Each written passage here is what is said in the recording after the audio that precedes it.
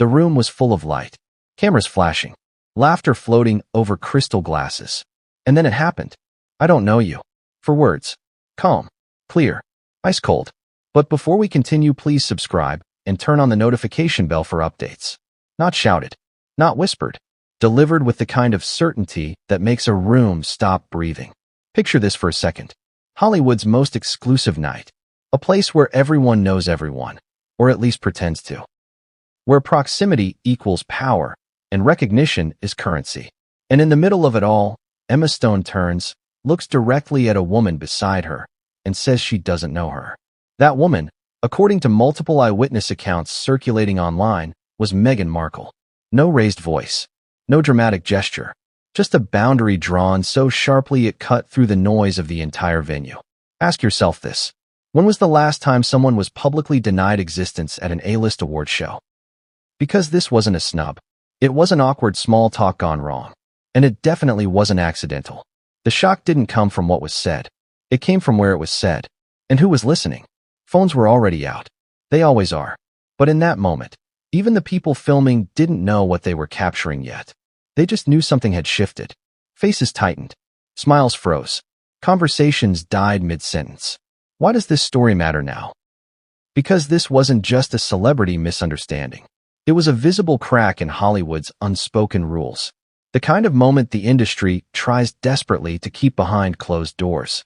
Where discomfort is managed quietly. Where exits happen discreetly. Where reputations are protected at all costs. Except this time, none of that happened. Instead, what allegedly followed was security stepping in. Not rushing. Not panicking. Just moving with purpose. As if a decision had already been made long before the words were spoken. Here's the part that should make you uneasy. People close to the situation claim this wasn't the first uncomfortable interaction. That this moment had been building. Slowly. Repeatedly. Across events. Across spaces where coincidence starts to feel like something else. And if that's true, then this wasn't a spontaneous reaction. It was a breaking point. So why that night? Why that room? Why then? Was there a warning earlier that went ignored? Was there a private moment that crossed an invisible line? Or was this the instant Hollywood decided to stop being polite and start being honest? Because what Emma allegedly said next wasn't meant for the cameras at all. And once those words left her mouth, there was no going back. It crept in. One laugh cut short. A glass paused halfway to someone's lips. A smile that didn't quite recover. That's how people in the room later described it. Like the air itself realized something was wrong before anyone else did. And then everyone understood why. Because when Emma Stone said, "I don't know you," she didn't say it confused. She didn't say it nervously. She said it the way people do when they are correcting a mistake that should never have been made in the first place. Let that sink in. Hollywood runs on polite lies. On half recognition. On fake familiarity. People nod. People smile. People pretend. That's the deal. So when someone refuses to play along, it isn't just awkward, it's disruptive. Witnesses say Meghan froze. Not dramatic. Not loud. Just a second too still. The kind of pause you make when you realize the script you thought you were in has suddenly changed, and no one bothered to tell you. Several people nearby later claimed they heard Meghan try to respond. A quick explanation. A name drop. Something to re-anchor herself in the moment. But it didn't land. Whatever she said didn't change the energy. Emma didn't lean in. Didn't soften.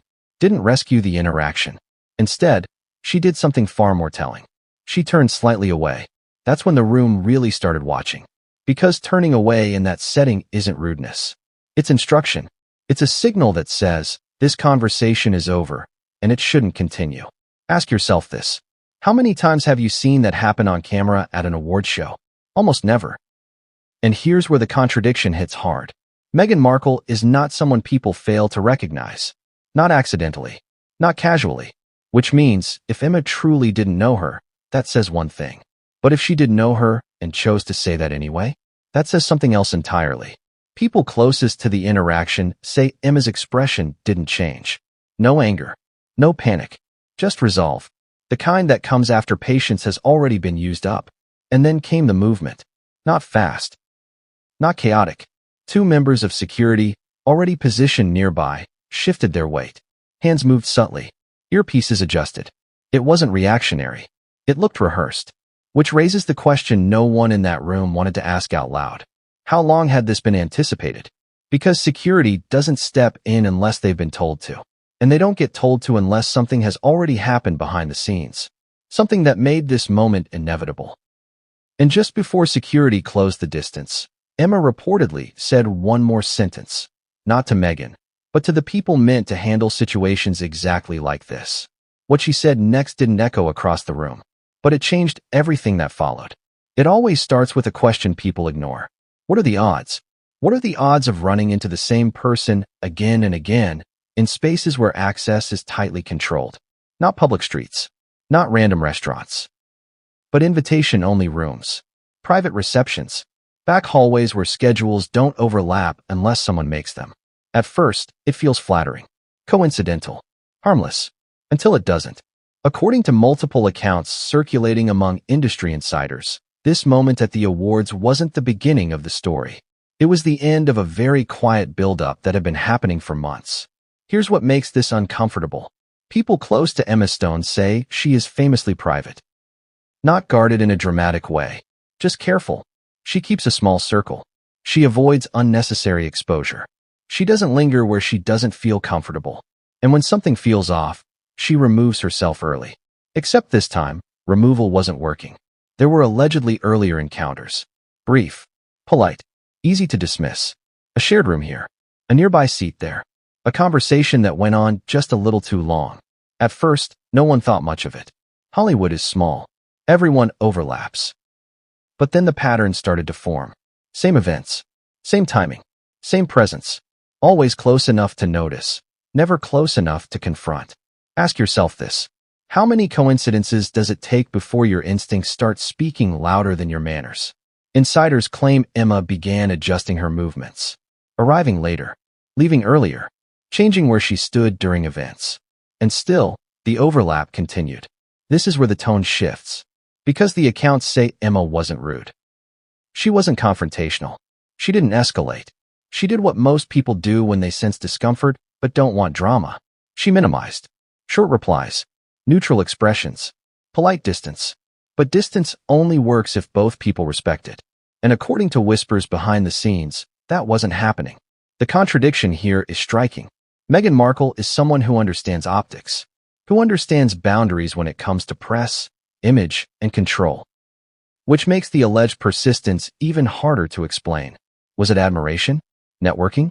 Misread signals? Or something more unsettling? That's the question no one wanted to ask out loud. Because calling something off in Hollywood is risky. Misinterpretation can become scandal. Silence feels safer. So people wait. They hope the situation resolves itself. Until it doesn't. Sources say there was a moment earlier that night. Not public. Not filmed. A quiet exchange where someone close to Emma reportedly intervened. A warning delivered softly. A suggestion to give space. And here's the part that changes everything. That warning, according to those same sources, was ignored. Which means when Emma spoke those 4 words later, I don't know you. It wasn't confusion. It was clarity. And clarity only arrives after patience has already been exhausted. Because by the time security starts watching instead of mingling, the decision has already been made. And security was watching. Security never rushes unless there's danger. And that's what made this moment so unsettling. Because when they moved, it wasn't chaotic. It wasn't loud. It was calm, deliberate, almost practiced. The kind of movement that tells you this wasn't a spur-of-the-moment decision. This was protocol finally being activated. People in the room said they noticed it before they understood it. A subtle shift. 2 figures stepping closer. Not to make a scene. To prevent one. Ask yourself this. How many times have you watched an awards show and seen someone quietly escorted out? Exactly. It doesn't happen unless something has already gone wrong behind the scenes. Witnesses say the approach was respectful. Low voices. A hand gesture indicating direction, not force. The kind of removal designed to minimize attention. But the irony is, at an event built entirely on attention, even the smallest deviation becomes impossible to ignore. Heads turned. Conversations stopped pretending to continue. And here's the part no one was prepared for. Meghan reportedly didn't resist. No shouting. No dramatic protest. Just confusion written across her face, followed by something far more damaging in Hollywood than anger. Disbelief. Because disbelief suggests you thought you belonged. And in that moment, the room seemed to answer without saying a word. No one intervened. No one stepped forward to smooth things over. No friendly producer. No powerful ally laughing it off and pulling her back into the circle. Silence can be cruel like that. And the silence wasn't accidental. People close to the situation later claimed this wasn't about embarrassment. It was about boundaries being enforced in the only language Hollywood truly respects: access. Titles don't matter there. Past headlines don't matter. Even fame doesn't always matter. What matters is whether the room wants you in it. And that night, the room had decided. As she was guided away from the main floor, sources say the reactions were telling. Some guests looked away, pretending not to see. Others watched openly, curiosity outweighing courtesy. A few checked their phones, already anticipating the headlines that hadn't been written yet. That's how fast reputations move now. One moment you're inside the frame. The next, you're content. Here's the contradiction that keeps coming up. If this was truly nothing, why did no one stop it? If this was a misunderstanding, why didn't anyone laugh it off? If this was unfair, why did the machinery of the event move so smoothly? Because systems don't act decisively unless they've been primed to. And according to insiders, the most damaging part wasn't the escort itself. It was what happened minutes later. Because while Meghan was being led away quietly, the story was already escaping the room. Texts, photos, whispers turning into posts. A narrative forming before anyone could control it. And once that narrative took hold, it didn't ask for permission. What came next didn't just follow her out of the venue. It followed her everywhere. By the time the doors closed behind her, the story was already alive. Not written yet, not polished, but breathing. Phones vibrated in pockets. Screens lit up under tables. A few people weren't even pretending to watch the stage anymore. They were watching their group chats. Because in rooms like that, news doesn't travel outward first. It circulates inward.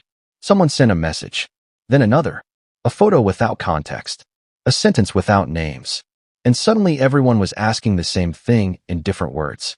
Did you see that? What just happened? Was that real? Here's the part most people don't understand about moments like this. The internet doesn't wait for facts. It waits for friction. And this had it. Glamour colliding with rejection. Status meeting resistance. A woman used to attention suddenly denied it. Within minutes, the first posts started appearing. Vague at first. Something wild just happened at the awards. Then sharper. Security escort. Then the phrase that hooked everyone. I don't know you. That line spread faster than any explanation could catch up. Ask yourself this. Why did those words resonate so hard? Because they struck at identity. At belonging. At the one thing celebrity culture is built on, recognition. And once the phrase detached from the room and entered the timeline, it stopped being about what actually happened and started becoming about what people believed it meant. Some framed it as empowerment. A woman setting a boundary in a space that rarely allows it. Others framed it as humiliation, a public stripping of relevance. And then there were those who asked the question no one wanted trending. Why would security already be prepared? That's where the speculation exploded. Old clips resurfaced. Past photos were reinterpreted. Innocent overlaps were suddenly framed as patterns. Commentators slowed footage down, analyzed body language, filled silence with certainty. Contradictions piled up fast. If this was a misunderstanding, why did it escalate so cleanly? If this was exaggerated, why didn't anyone immediately deny it? If nothing inappropriate happened, why did no one step forward to correct the narrative? Because silence, again, spoke louder than statements. What followed was a familiar cycle. Headlines sharpened. Anonymous sources appeared. Some defended. Some attacked. Most just watched, fascinated by the speed at which a public image can fracture. And through it all, there was no official clarification. No neat explanation. No press-friendly version of events to restore balance. That absence mattered. Because in Hollywood, when something truly isn't a story, it's shut down immediately. Fast. Firm. Clean. This wasn't. Instead, the night ended with questions hanging in the air and a single moment replaying endlessly on screens around the world. A moment that refused to be softened or forgotten. And while everyone argued over what it meant, one detail kept getting lost in the noise. This wasn't the end of the story. It was the point of no return. Because once a room closes its doors, the aftermath doesn't stay inside. It spills. And what surfaced next wasn't just commentary. It was a deeper fracture that had been forming long before that night, waiting for the right moment to show itself. And that moment had finally arrived.